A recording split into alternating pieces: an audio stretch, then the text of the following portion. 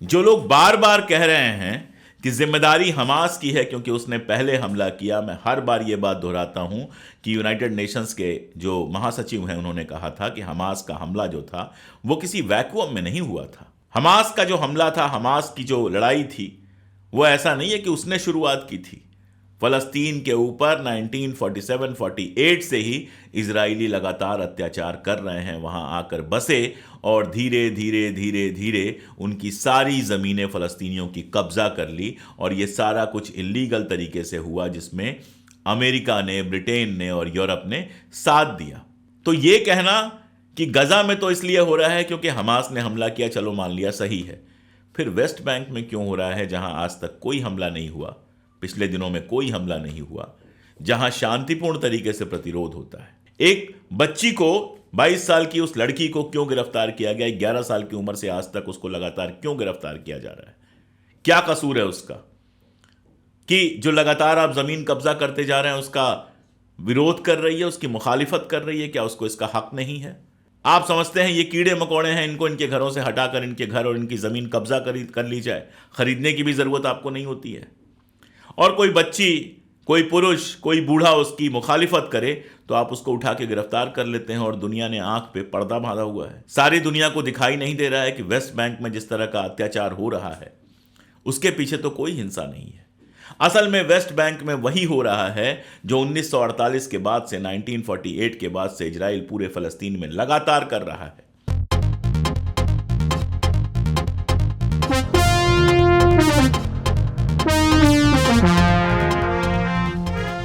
नमस्कार, टीसीएच पर आपका स्वागत है। मैंने जैसा कहा था कि इजराइल पे जब जब कोई अपडेट मिलेगी मैं आपके बीच में नई अपडेट लेकर आता रहूंगा। तो बड़ी मजेदार घटनाएं घट रही हैं इजराइल और फलस्तीन में।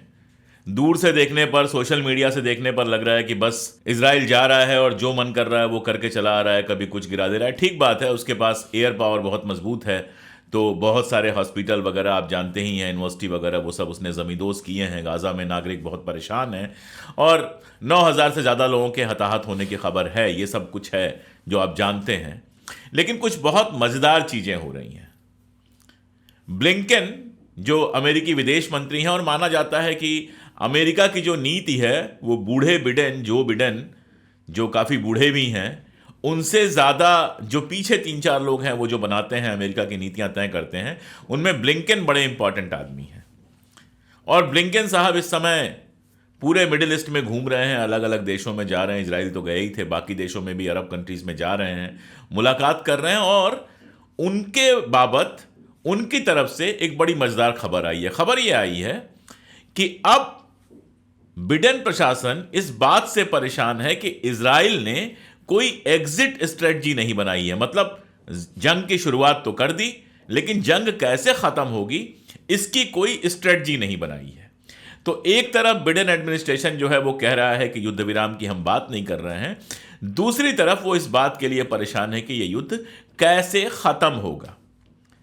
दरअसल हुआ ये कि जब वो घूम रहे थे ब्लिंकन साहब, उसी समय इजराइल के एक मिनिस्टर ने कहा कि हम एटम बम गिरा सकते हैं। अब जॉर्डन में जब ये साहब गए हुए थे तो जॉर्डन ने इसकी तीखी भर्त्सना की। जॉर्डन ने इसकी जम के क्लास ली और कहा कि इजराइल ने ये जो कहा है ये बहुत भयानक है। अभी तक जॉर्डन बहुत कुछ नहीं बोल रहा था, लेकिन इसके बाद जॉर्डन ने बहुत तीखे तरीके से इसकी आलोचना करनी शुरू कर दी। और पिछले संडे को सऊदी अरबिया ने भी इस पर एक बहुत तीखा स्टेटमेंट दिया हुआ है। जो हेरिटेज मिनिस्टर हैं वहां के, एमिचाई एलियाहू, उन्होंने कहा था कि इजराइल जो है वो गाजा पर एटॉमिक बम भी गिरा सकता है। और बीबी नेतन्याहू ने कहा था कि युद्ध में तो ये सब होता रहता है, आखिर नागासाकी, हिरोशिमा पर अमेरिका ने बम गिराया था।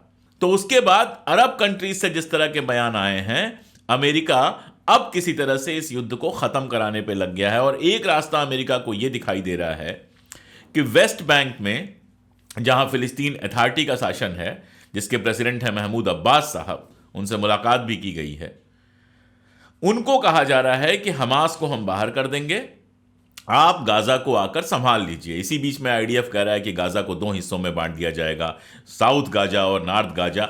उनकी कोशिश यह है कि गाजा के एक हिस्से से हमास का नियंत्रण खत्म हो जाए। लेकिन महमूद अब्बास साहब ने बहुत क्लियर कह दिया है, बहुत साफ साफ कह दिया है कि भाई इजराइल का पिट्ठू बनकर मैं वहां नहीं जाऊंगा। मैं वहां तब जाऊंगा जब वहां की जनता ऐसा चाहेगी, और तब जाऊंगा जब मुझे वाकई में वेस्ट बैंक में और गाजा में अधिकार दिया जाए। इजराइल तो चाहता है कि गाजा से सारे फलस्तीनी निकल जाएं।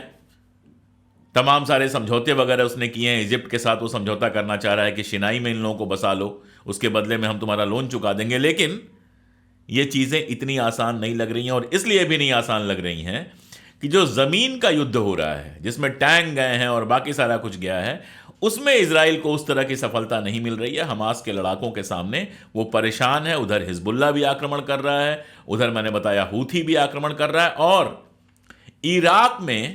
इराक पे जो अमेरिकी सेना तैनात की गई है खाड़ी में, उस पर लगातार आक्रमण इराक की तरफ से हो रहे हैं। इराक की आर्मी की तरफ से नहीं, इराक में जो विद्रोही हैं, जो गुर्रिल्ले हैं, उनकी तरफ से हो रहे हैं। और अमेरिका ने पहली बार यह स्वीकार किया है कि 50 से ज्यादा लोग उसके मारे गए हैं।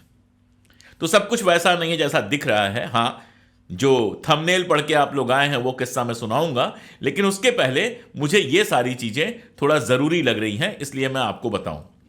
अमेरिका में एक और मजेदार चीज हुई है। मजेदार क्या मतलब, एक बहुत इंटरेस्टिंग चीज हुई है, उसको सुनिए। पहली बार, आप जानते हैं कि जब फलस्तीन की हेल्थ मिनिस्ट्री ने, जिसको हमास कंट्रोल करता है, डेटा दिया था कि इतने लोग, इतने हजार लोग मारे गए हैं, तो बूढ़े जो बिडेन ने कहा था कि इस पर भरोसा नहीं है मुझे कि ये आंकड़े सही हैं। लेकिन अब पेंटागन में अमेरिका के जो स्पोक्समैन हैं, प्रवक्ता हैं, ब्रिगेडियर जनरल पैट राइडर, उन्होंने कहा है कि गाजा में मरने वाले आम शहरियों की जो संख्या है वो हजारों में है। जो फलस्तीन की अथॉरिटी बता रही है वो तो नहीं मान रहे हैं, वो जो वहां का स्वास्थ्य विभाग बता रहा है, स्वास्थ्य मंत्रालय बता रहा है, उसके नंबर्स को तो नहीं मान रहे हैं। लेकिन अब अमेरिका ने भी कहना शुरू कर दिया है कि हजारों लोग गाजा में मारे गए हैं, यानी अमेरिका अपना पैंतरा बदल रहा है। इसके क्या असरात होंगे? क्या गाजा में फिलिस्तीन अथॉरिटी को शासन दे दिया जाएगा? क्या अगले कुछ दिनों में युद्ध रुक जाएगा? या अमेरिका जो बार बार कह रहा है 2 स्टेट सॉल्यूशन, क्या उसके लिए कोई कार्रवाई होगी? यह देखने वाली बात होगी। इन सब के बीच अमेरिका के अपने संसद के अंदर, अमेरिका की अपने कांग्रेस के अंदर फलस्तीन समर्थकों और फलस्तीन विरोधियों के, इजराइल समर्थकों के बीच में जो बहस है वो भी तीखी हो गई है। लेकिन इन सब के बीच आज मैं जिस लड़की के बारे में आपको बताने जा रहा हूं उसका नाम है अहद तामीनी। अब देखिए, बहुत सारे लोग हमारे यहां जो दक्षिणपंथी ट्रॉल हैं, आरएसएस और बाकी सारे लोगों के से जो जुड़े हुए लोग हैं, वो कह रहे हैं कि हमारे यहां तो जो आज़ादी की लड़ाई हुई उसमें अंग्रेजों ने इतना कुछ किया लेकिन हमने हथियार नहीं उठाया। पहली बात तो ये कि भगत सिंह ने हथियार उठाया था, तुमने तो कुछ नहीं उठाया था। ये जो आरएसएस के और बाकी सारे लोग हैं, इन्होंने ना हथियार उठाया, ना सुभाष चंद्र बोस की सेना में शामिल हुए, ना ही ये लोग सत्याग्रह में शामिल हुए। ये तो खैर आज़ादी की लड़ाई में शामिल थे ही नहीं, तो इनकी तो जबान ही नहीं है कि आज़ादी की लड़ाई के बारे में कोई बात करें। इनको तो कोई हक ही नहीं है कि हमारे हिंदुस्तान की आज़ादी की लड़ाई के बारे में बात करें। मैं गांधी का मानने वाला हूं, मैं अहिंसा का समर्थक हूं, लेकिन 2 बातें आपसे कहूंगा कि इसके बावजूद हमारे देश में भगत सिंह ने तो हथियार उठाया था, मंगल पांडे ने तो हथियार उठाया था, हमारे देश में अशफाक उल्लाह खान ने तो हथियार उठाया था। तो आज़ादी के दीवानों में एक बड़ी संख्या ऐसे लोगों की थी जिन्होंने हथियार उठाया था। तो यह कहना कि हमने तो आज़ादी की लड़ाई में हथियार नहीं उठाया, पहली बात यह गलत है। दूसरी बात जो मैं कह रहा हूं कि अंग्रेज जो थे ना, भले हमारे देश पे 150 साल शासन किया, लेकिन इजरायलियों से बहुत बेहतर थे। उन्होंने कभी यह योजना नहीं बनाई कि हिंदुस्तान से सारे हिंदुस्तानियों को खाली करके और यहां पर अंग्रेजों को बसा देंगे। उन्होंने बिना किसी बात के किसी का घर नहीं उजाड़ा, बिना किसी बात के हॉस्पिटल नहीं उजाड़े, बल्कि हॉस्पिटल तो बनवाए, रेलवे के लिए पटरियां बनवाई, रेल यहां शुरू किया। वो शासन जरूर कर रहे थे, लेकिन जो उनके शासन का विरोध करता था, सिर्फ उसके साथ उन्होंने खराब व्यवहार किया। उन्होंने किसी की ज़मीन नहीं उजाड़ी, किसी की ज़मीन कब्जा नहीं की। इजराइल 1948 से जो कर रहा है उससे इंग्लैंड की तुलना हो ही नहीं सकती है। वो तो बाकायदा घर उजाड़ रहा है, ज़मीनें उजाड़ रहा है, किसी का भी घर खाली करा के वहाँ कब्जा कर लिया जाता है। वो एक जेनोसाइड लगातार कर रहा है 1947 से। नकबा, अल नकबा, इन सब का इतिहास अगर आप पढ़ेंगे आपको समझ में आएगा कि कैसे जिनके पास 7.5% जमीन थी उन्होंने लगभग पूरे फलस्तीन पे कब्जा कर लिया, और उसके बाद विक्टिम कार्ड भी खुद ही खेलते हैं कि हम जो हैं, हमारे ऊपर अत्याचार हो रहा है। ये सारा किस्सा मैंने इसलिए सुनाया कि अहद तमीनी जो लड़की है वो वेस्ट बैंक में रहती है, और मैंने आपको बताया है कि वेस्ट बैंक में जो कंट्रोल है वो फिलिस्तीन अथॉरिटी का है, जो अहिंसा में भरोसा करता है।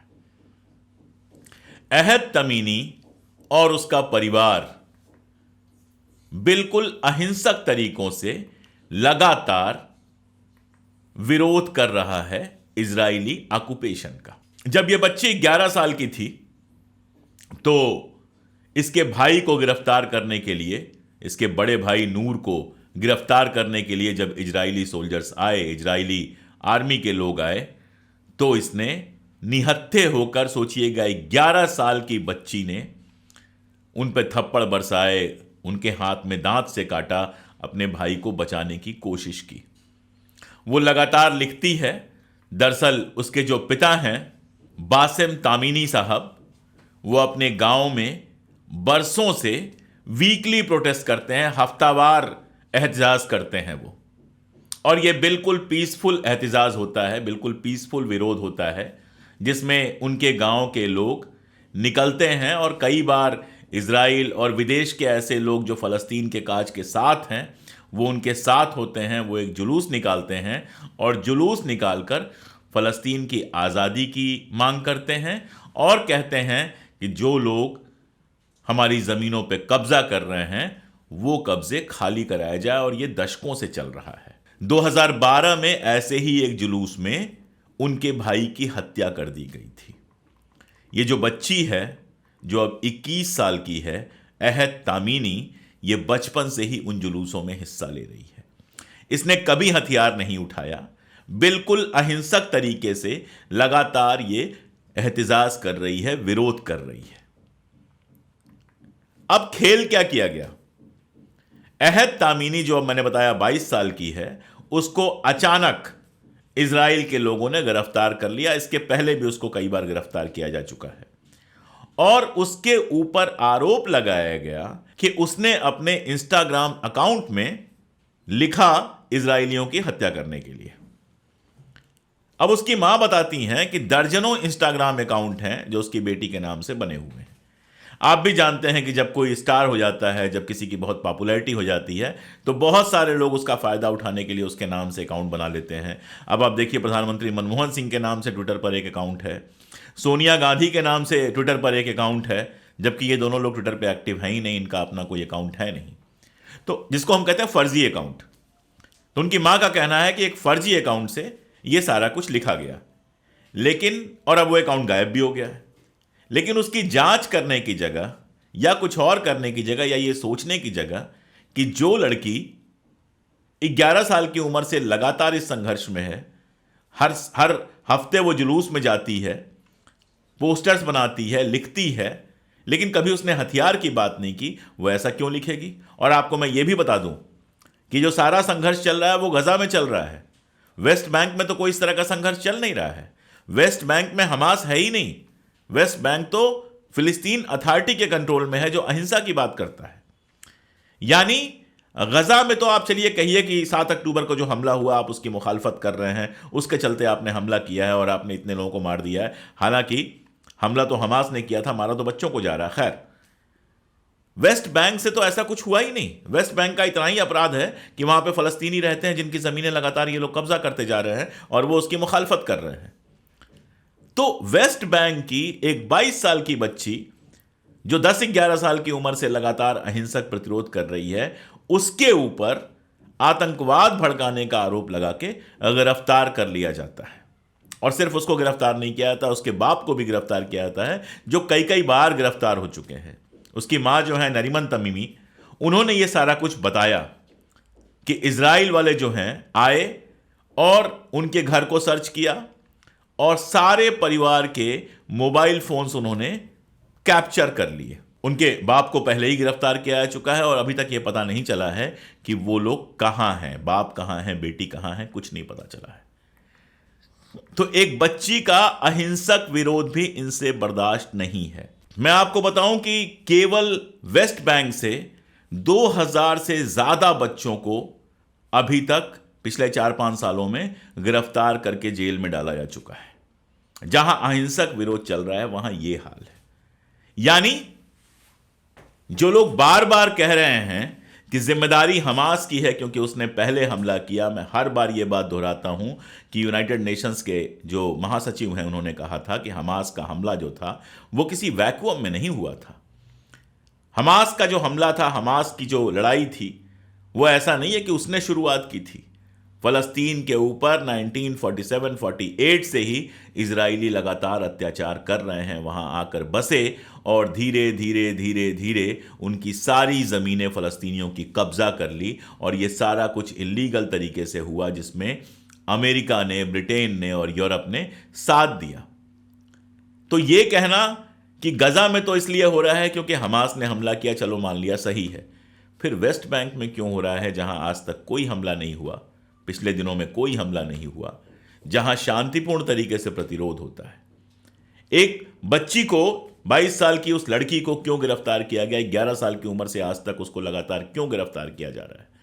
क्या कसूर है उसका कि जो लगातार आप जमीन कब्जा करते जा रहे हैं उसका विरोध कर रही है, उसकी मुखालिफत कर रही है? क्या उसको इसका हक नहीं है? आप जानवर समझते हैं फलस्तीनियों को, अब तो जानवरों के अधिकार के लिए भी बात हो रही है। पूरी दुनिया में जानवरों के राइट्स की बात हो रही है, लेकिन फलस्तीनियों के राइट्स की कोई बात नहीं है। आप फलस्तीनियों को इंसान ही नहीं समझते हैं, उनके घरों को घर ही नहीं समझते हैं। आप समझते हैं ये कीड़े मकोड़े हैं, इनको इनके घरों से हटाकर इनके घर और इनकी ज़मीन कब्जा कर ली जाए। खरीदने की भी ज़रूरत आपको नहीं होती है। और कोई बच्ची, कोई पुरुष, कोई बूढ़ा उसकी मुखालिफत करे तो आप उसको उठा के गिरफ्तार कर लेते हैं और दुनिया ने आंख पे पर्दा बांधा हुआ है। सारी दुनिया को दिखाई नहीं दे रहा है कि वेस्ट बैंक में जिस तरह का अत्याचार हो रहा है उसके पीछे तो कोई हिंसा नहीं है। असल में वेस्ट बैंक में वही हो रहा है जो 1948 के बाद से, 1948 के बाद से इजराइल पूरे फलस्तीन में लगातार कर रहा है। और उसके इस कहर के बावजूद अगर कोई मुखालिफत करे तो उसको आतंकवादी कह दिया जाता है। इजराइल के बारे में कुछ भी बोलने से सारी दुनिया बचती है। यह कौन सा कानून है, यह कौन सा न्याय है, यह कौन सा सिस्टम है जिसमें शरणार्थी जो बाहर से आए थे उन्होंने धीरे धीरे धीरे धीरे मिलकर फलस्तीन के रहने वालों को उजाड़ दिया और जो बचे हैं उनको भी उजाड़ना चाहता है, चाहे वो हिंसक विरोध करें या अहिंसक। और भाई, किसी के साथ भी अगर ऐसा अत्याचार होगा, जितने लोग सुन रहे हैं, चाहे वो संघ वाले हों, चाहे कांग्रेस वाले हों, चाहे किसी पार्टी के लोग हों, चाहे उनकी कोई विचारधारा हो, चाहे वो फलस्तीन के पक्ष में हो, चाहे इजराइल के पक्ष में हो, उनसे मेरा एक सवाल है बस।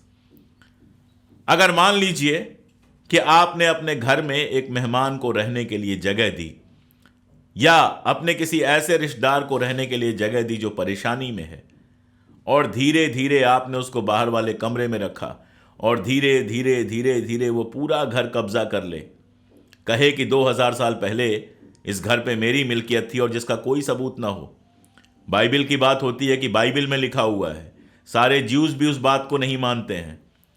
और बाइबिल तो आप जानते हैं ईसाइयों का भी धर्म ग्रंथ है। तो जो पूरा लड़ाई है उसमें बहुत सारे लोग बाइबिल के उस हिस्से को ऑथेंटिक ही नहीं मानते हैं।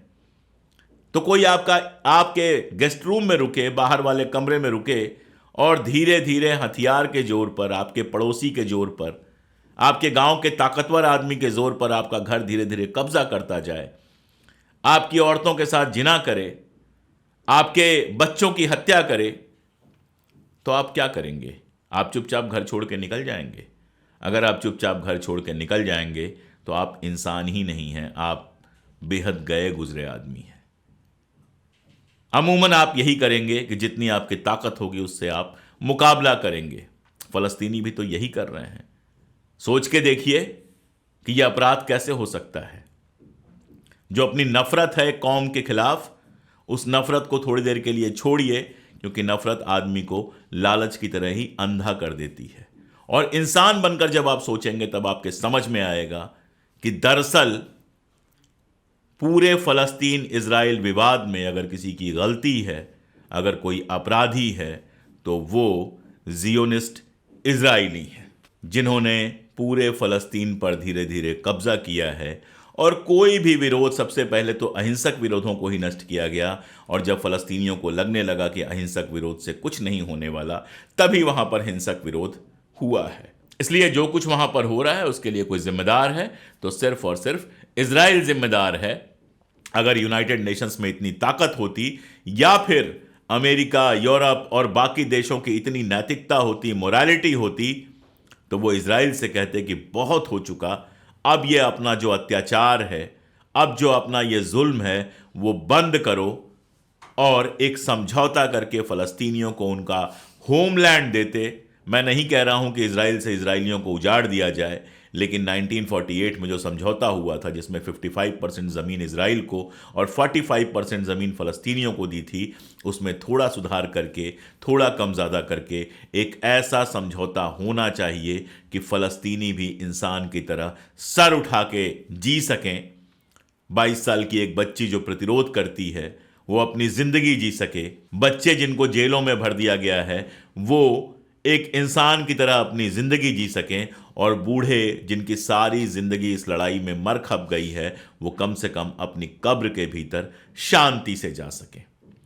आज के लिए इतना ही। और ये अपील जो हर बार मैं करता हूं कि अगर आप चाहते हैं कि दुनिया भर के गोदी मीडिया के बीच, दुनिया भर के झूठ के बीच मैं आपके सामने सच लेके आ सकूं, वो सच जिसको छुपाया जाता है हर जगह से, जिसके लिए रोज मैं रात को घंटों रिसर्च करता हूं, हमारी पूरी टीम रिसर्च करती है, अगर ये काम हम लगातार कर सकते हैं तो सिर्फ और सिर्फ आपकी ताकत से कर सकते हैं। इसलिए अगर मुमकिन हो तो हमारी जैसे भी मदद कर सकते हैं मदद कीजिए, हमारे साथ खड़े होइए। मिनिमम इतना तो कर ही दीजिए कि अगर वीडियो आपको पसंद आया है तो उसको लाइक कीजिए, अपने दोस्तों को भेजिए, चैनल को सब्सक्राइब कीजिए, और अगर उसके आगे बढ़ के मदद करना चाहते हैं तो हमें सुपर थैंक्स दे सकते हैं। आप हमारे चैनल के मेंबर बन सकते हैं ज्वाइन करके। ये सारा कुछ आपके हाथ में है। आप अपना हाथ बढ़ाइए, हम अपनी आवाज़ उठाते रहेंगे, ताकि सत्ता के, चाहे वो दुनिया की सत्ता हो, चाहे हिंदुस्तान की सत्ता हो, उसकी आंख में आंख डालकर सच बोला जा सके। बहुत शुक्रिया।